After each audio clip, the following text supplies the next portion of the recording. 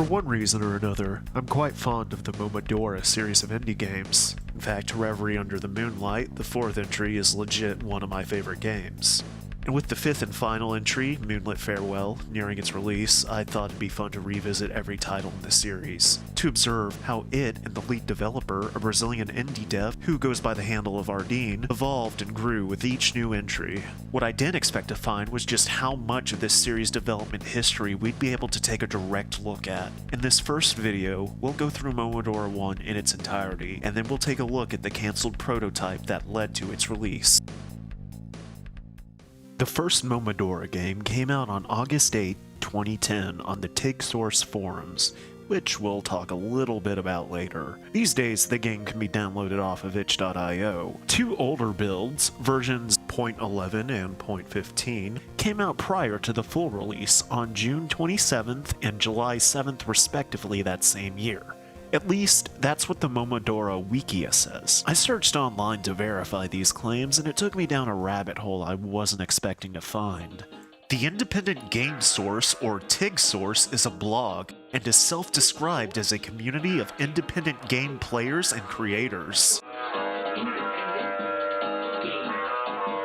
Also, it's run by Derek Yu. Yes, that Derek Yu. The site hosts a message board, and many indie devs come here to discuss their projects. The thread for Momodora's release all the way back in 2010 is still up and readable, but all of the download links are broken now. The 0.11 build that was listed on the Wikia can be found linked in this thread. There is a build named Milestone 2 that is listed as 0.14. It's worth noting that version 0.14 has yet to be accounted for on the Wikia under releases. Considering that all the links in this thread are broken, it's possible that versions 0.11 and 0.14 are lost media. And it was when reading this thread that I discovered that these aren't even the earliest known versions of Momodora 1, sort of. Momodora is described in the thread as a sort of remake of a cancelled project called Moonchild, which we'll take a look at later. I was able to uncover some footage, and there are a lot of interesting differences. But first, let's go through Momodora 1. We fade in and see a girl with red hair hopping down a set of ruins. She takes one look back and then dives in. We cut to the title screen, which depicts the girl we saw earlier peering down some sort of crevice. The art is by Timmy Chang, who would go on to do art for the Undertale and Deltarune games. In the land of Koho, common are the sacrifices of maidens, in hopes of creating the world as a better place to live. Not all accept the rituals, though. An orphan girl who lost her mother to these rituals entered a forbidden land in search of a particular item. The legends say that this sacred item can even bring the dead back to life, but for a certain price. And the game begins. That orphan girl's our player character, Isadora Doralina. We can't leave back through the entrance, so our only option is to the right. By checking our inventory, we can see but one item, the Magic Leaf. It's a melee weapon that swaps between two hitboxes, a slash across and one vertically. It can dispatch the foes on this screen pretty reliably. It's also useful for breaking blocks, since the vertical hitbox reaches above Doralina's head. I like the design of the enemies. They have this cute eye motif. These spikes remind me of the Spikes and Caves story, a game cited as an inspiration for Momodora. They function like the cave story spikes too, in that they erase you. Dying in this game means immediately being sent back to the title screen, forcing you to load your last save. We will be well acquainted with this screen later in the game. These claw things, called box, will fall from the ceiling and damage you. Right now we can only take care of the first two, but they take a little while to kill, and by forcing us to run under the last three, the game demonstrates that it's generally better to just run under these guys. In this room is our first collectible, which we can view in the inventory screen. It's a bird statue, the statue of a bird who traded one of his eyes for the ability to fly through time. It's worth noting, collectibles don't serve a purpose other than for world building. We enter the next zone of the game, the second of 8, and find our first gun, the ESP gun. While later Momodora games are more melee-oriented, Momodora 1 is much more focused on the shooting. The ESP gun shoots crescent-shaped projectiles in a straight arc. You can't aim up in this game, but it does shoot as fast as you tap the button. Momodora 1 is not a Metroidvania, but it occasionally has forks in the road that gives us the opportunity to find more collectibles. Ducking into this flowery hallway on the right, we can find this golden flower, the sunflower born by Sun Priestess, Mama Kia.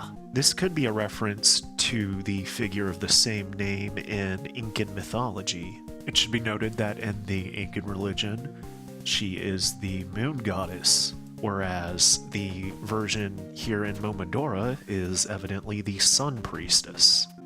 If we continue along this route, the flowers will grow dark in color and we can find the Moonflower, a legendary rose that shines upon full moon nights. This room also has cameos from the heroes of Tetris. According to the Momodora thread on the TigSource forums, PKBT designed this room. I should note that while Ardeen is the lead programmer of the Momodora series, PKBT or PKBeta has assisted in programming every single Momodora game. Well, this route is a dead end, so it's time to return to the fork and head leftward. We shoot our way through more Eye Guys and hit Stage 3, an ice zone. These enemies are called bomb cats, and when you get close to them, they initiate a countdown and blow up. Proceeding onward, we find the Boomerang, the first of the game's 2 sub-weapons. The Boomerang shoots in an arc and can pass through walls. You can only fire one boomerang at a time though, and you can't fire it again until you catch it. There are also many switches that can only be activated with the Boomerang. Even if you hit these switches with a leaf, nothing will happen. You need to use the Boomerang. If we head underground, we can grab the accursed bell, the bell which calls the demon cat, Bakeneko. The Bakeneko is an actual yokai in Japanese folklore, but its inclusion here may be a play on how many creatures in this game have Bak in their name. Stage 4 is a dungeony looking area. The BGM, meanwhile, is a little futury. It's also a banger. This is the first time we see these floating eye jellyfish things called Olhos, and I hate them. They send projectiles at you in threes that travel through walls. And they have a decent bit of health too, making it difficult to kill them before they can generate projectiles. Taking a ride at this fork, we find our next weapon, the Karst Gatling.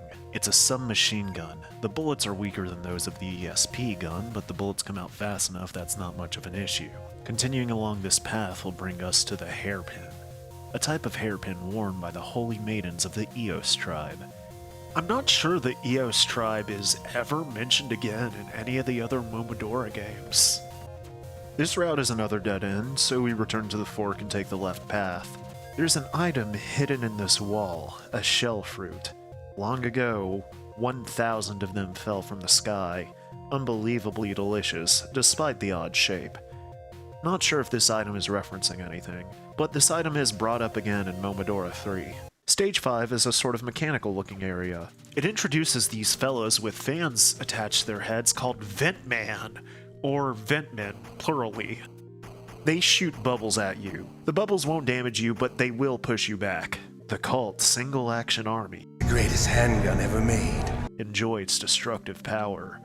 Knowing the sort of aesthetic that Momodora ends up settling into, it's hilarious to just find this real-ass gun, and I mean, it is a real-ass gun. What are the lore implications? Also worth noting that at one point, Ardeen considered having it so the player would have to reload this gun. You'd only be able to chamber 6 bullets at a time. You'd fire 6 times, and then you'd have to hit reload before you could fire again. I don't know if this mechanic ever made it into any of the builds of Momodora 1, but it is not in the final game. Like with the ESP gun, it fires as fast as you hit the button. And as far as I can tell, the weapon is hit scan. It does not generate physical bullets, just a violent, satisfying screen shake and a trail of smoke. It's the strongest of the firearms. Here we can walk through this floor to find another sneaky collectible, Purpley's Crown. Crown once blessed with the power of life, previously atop a purple tower. I'm not sure what this is referencing.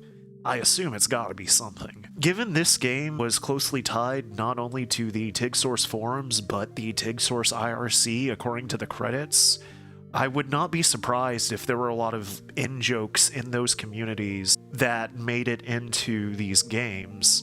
And if you weren't in those communities, you wouldn't get them, but that's just speculation on my part. Following the somewhat mechanical and manufactured vibe of Stage 5, Stage 6 is surprisingly grassy.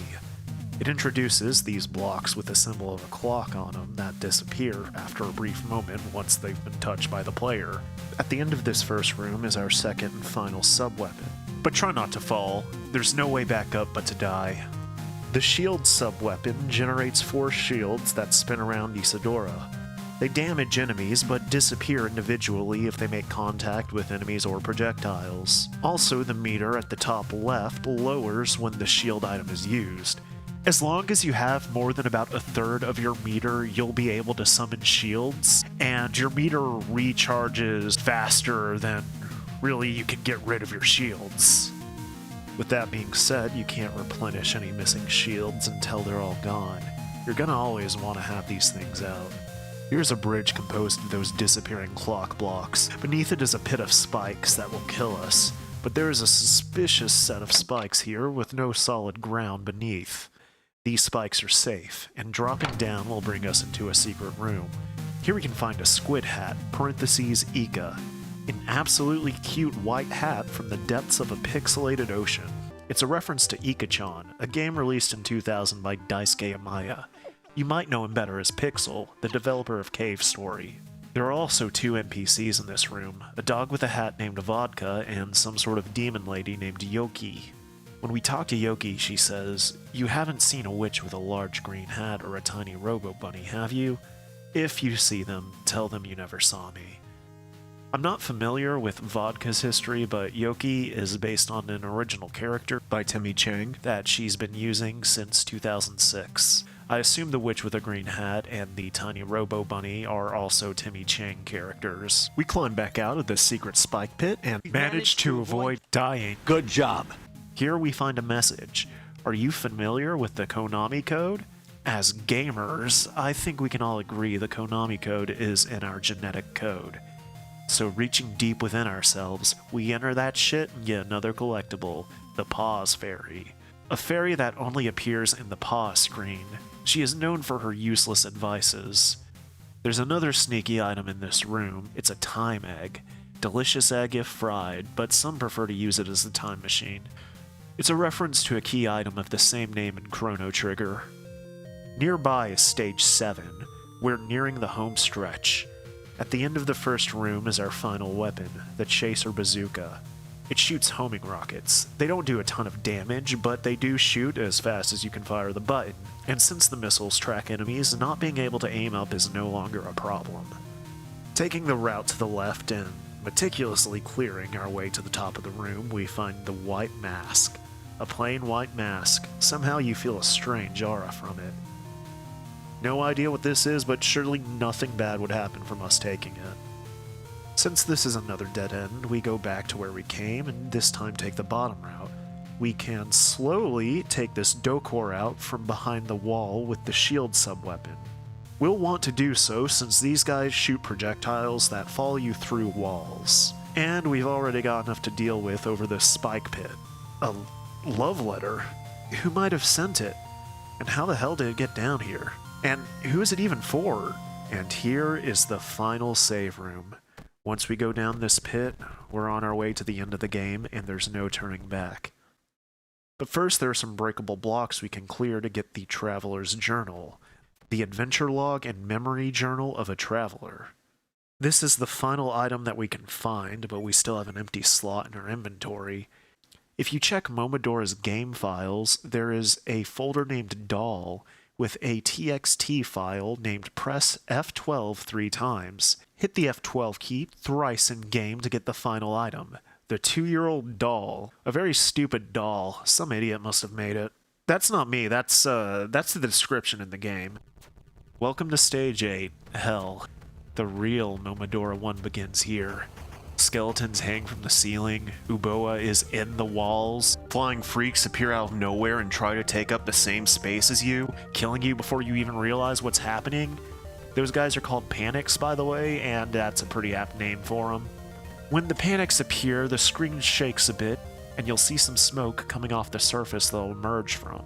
With that being said, with how much is on the screen, how much the screen is already shaking, it can be very easy to not notice that these guys are here.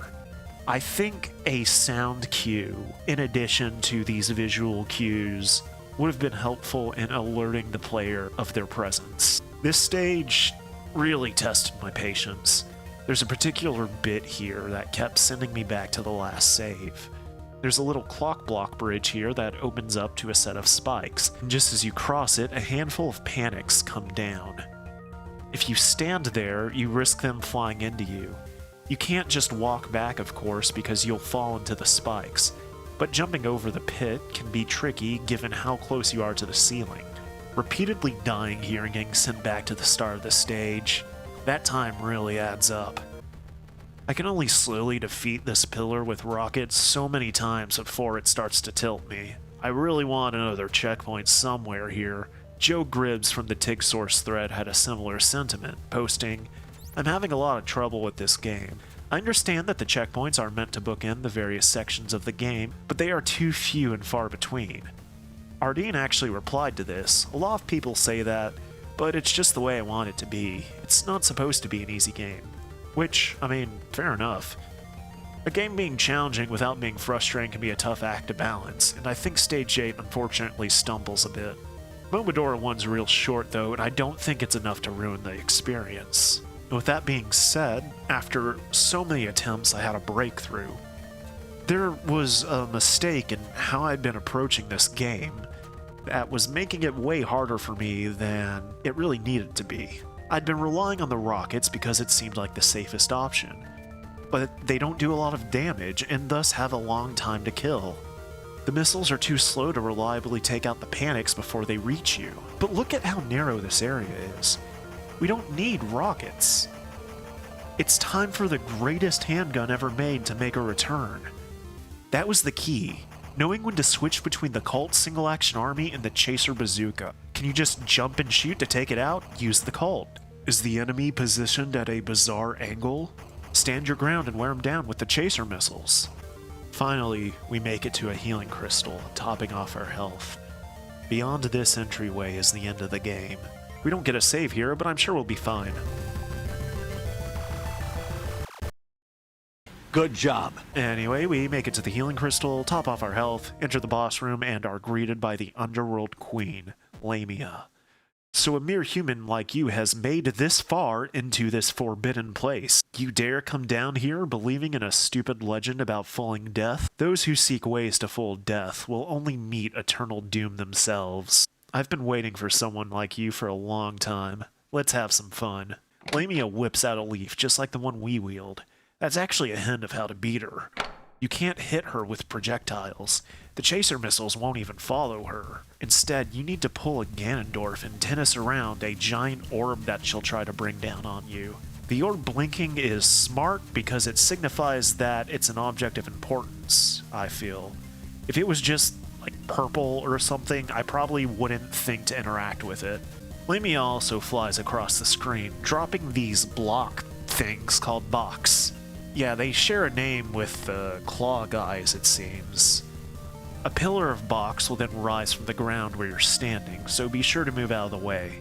Once she takes enough damage, Lamia will enter Phase 2 and summon Chiyoko, an extremely cave story core character. The Wikia compares them to Zero-Two from Kirby, but I'd say Chiyoko is a little less traumatic. Chiyoko will shoot red projectiles towards wherever you're standing. They'll also occasionally fire multiple boomeranging projectiles. Those stay pretty close to the boss, so you'll be safe as long as you stay far enough away. Chiyoko will also shoot out a laser and sweep the ground, stopping just before the rightmost wall. You can avoid it by standing on this rubble here. All you really need to do is spam Chaser missiles and avoid projectiles. After enough damage, Chiyoko dons an angry face and moves to the center of the screen, starting Phase 3.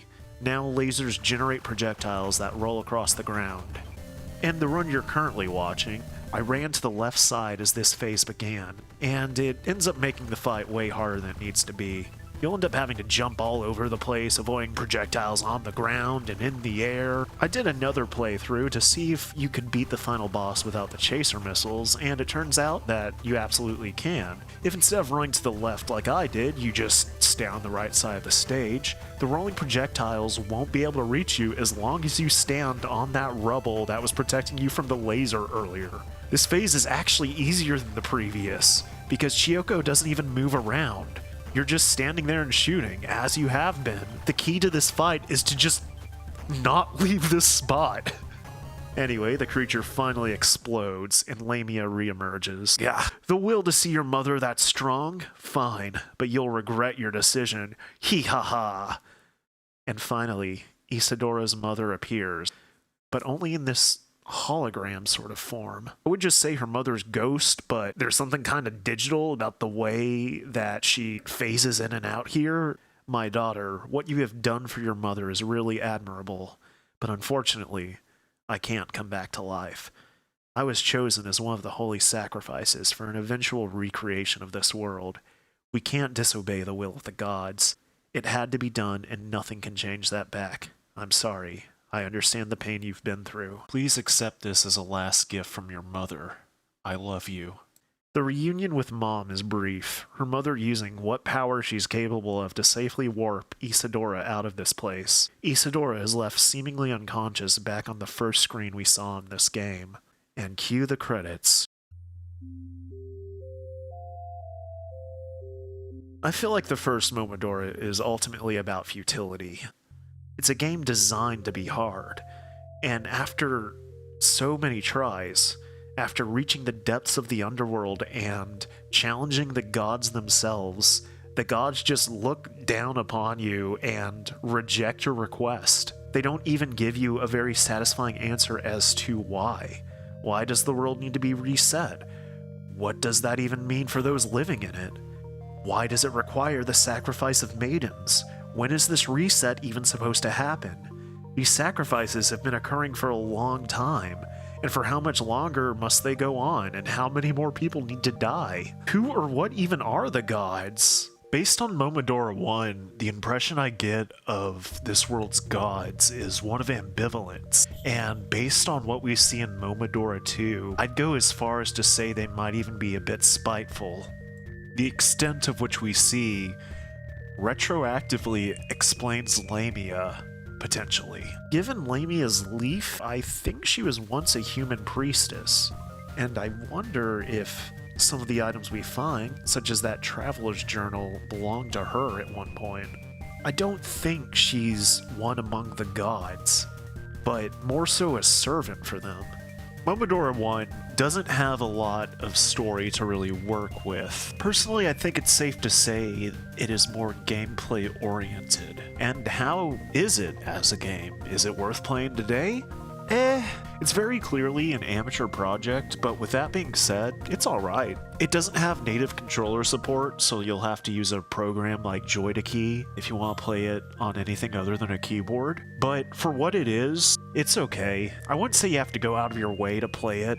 A lot of the level design isn't particularly interesting, and it's a lot of just shooting through some tanky-ish enemies, and some parts do get a bit frustrating. But I mean, the game is free to download off of itch.io, so if you have any interest in it, you might as well give it a shot. And we get the end, and that's it. Hitting start won't do anything. We'll need to reset the game if we want to leave this screen. But if we stay here for a few moments, another song will start playing. It being a variation of the game's title theme called Moonchild Extra. This song was used in the trailer for Moonchild. Anyway, remember Moonchild, the cancelled game Momodora was rebuilt from? Let's talk about Moonchild. Guest poster Malo Espada, who I believe is Ardeen, clarified Momodora to be a spiritual remake of Moonchild without the exploration elements and focused on action. In a post by J.W. Hendricks, who composed music for Momodora 1, they described the cancelled game as a Metroidvania. I couldn't find a thread for Moonchild on the TigSource forums, nor any downloadable builds. What I was able to find was this YouTube video showcasing gameplay. Ardeen uploaded it 14 years ago. Also worth noting, this is the only footage of Moonchild that exists online as far as I can tell. The video is titled Moonchild Gameplay 1 on YouTube, but there is no Moonchild Gameplay 2 on this channel. Anyway, let's take a closer look at this trailer.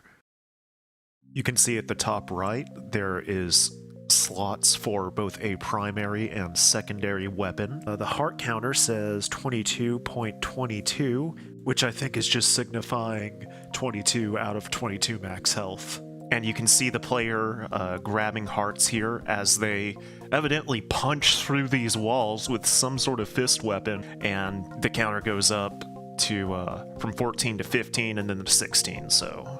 And I believe this icon on the HUD under health is counting your missile supply, like in Metroid. Since when the player character here attacks this enemy, missile pickups drop. Meanwhile, the projectiles from this weapon kind of resemble the bullets from the ESP gun in Momodora 1, just they're red instead of white. Oh, but yo, check this out, you can aim up! And also here, you can see the main character double jump over this enemy. The enemy seemingly an early version of the bombcats that would go on to appear in Momodora. Something else here is you can see the player get a critical hit. Momodora 1 did not have this mechanic. And here's an early version of the panicky enemy. It's got the same shape and it shoots projectiles through walls. This rocket in the second slot here seems to be an early version of the rocket launcher, though it doesn't seem to actually home. Here we can see the player with metallic boots in their secondary slot, which pull them up to these magnetic tiles on the ceiling. They then unequip the boots. Here we can see the equip menu. It looks like the player has the boots, of course, the rockets we saw earlier, and some sort of frog creature. With the boots unequipped, they drop down onto a life heart, which gives the text, "Life increased by 1 heart." And then the footage just abruptly stops. The video is only 57 seconds in length, but with that being said, a whole lot can be gleaned just by watching it and comparing it to Momodora 1. Something you may have noticed that I still haven't mentioned is that you can see the names of various locations in this footage. We see an Aventine Hill, Cat Country, Is Cavern, the Inner Shell, and the Abandoned Station. On March 9th, 2022, Steam user Huzzah made a post on the Momodora Reverie Under the Moonlight Steam community page, directly asking Ardeen the names of Momodora 1's songs and stages. The songs aren't actually named in the game files, you see. Now, Huzzah found the Last.fm page of J.W. Hendrix, and it has a bunch of names for songs that were composed for Moonchild and repurposed for Momodora. The songs that Huzzah found are Momodora/Title, OKO/Ground Zero, Welcome to the Orange Cave/Orange Cave, Frost Shard/Is Cove, Lamian Snake Pit/Lamia Abyss, Rust and Vent/Abandoned Station, Leaf Rhapsody/Inner Shell, Not Giving Up/Torrent Underworld, Maiden Ritual/Aventine, Beat 'em Up/Boss Battle, Lunatic Night/Final Battle, After the Battle, Rise to the Sky/Ending, and Moonchild Extra 1.